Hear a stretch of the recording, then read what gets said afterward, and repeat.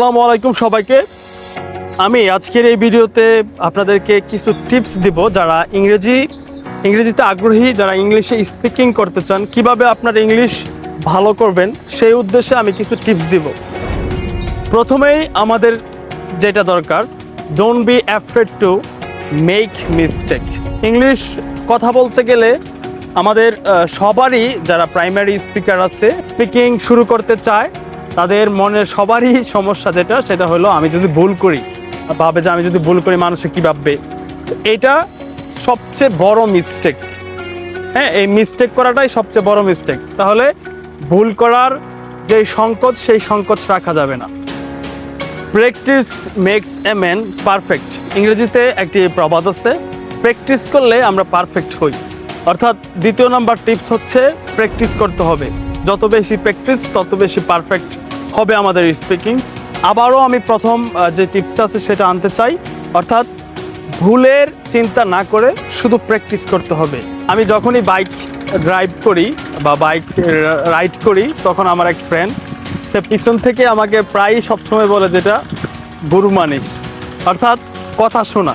তো আমরা ইংরেজি প্র্যাকটিস করার সময় কথা শুনতে হবে, ইংরেজি স্পিকিং শুনতে হবে, ইংরেজি বক্তব্য, ইংরেজি নাটক, ইংরেজি সিনেমা, অর্থাৎ ইংরেজরা যেভাবে কথা বলে তাদের কথাগুলো শুনতে হবে।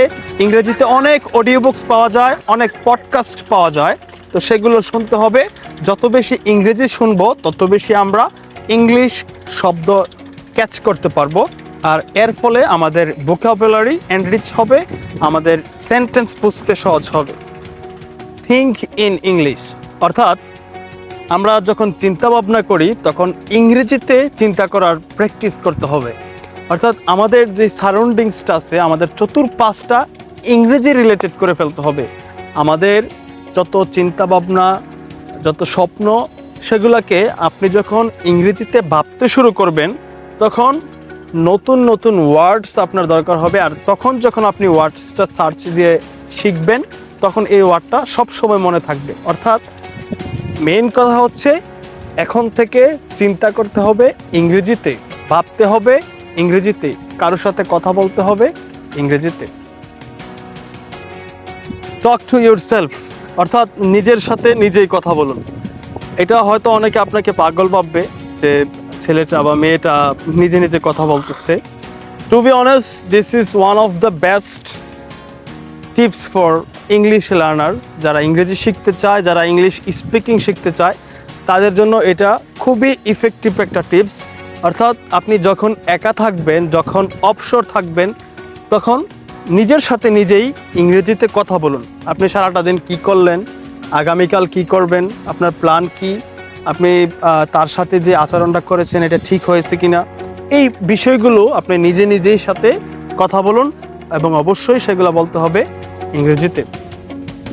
ফাইনালি আমি যে টিপসটা দিব, এই টিপসটা আমি সবাইকে দিই, আমার স্টুডেন্টস, আমার সহপাঠী বা যারাই আছে আমার জুনিয়র, সবাইকে আমি এই টিপসটা দিই। সেটা হচ্ছে সমমনা ফ্রেন্ড আপনার লাগবে, not only for English speaking but also for all the sector in your life.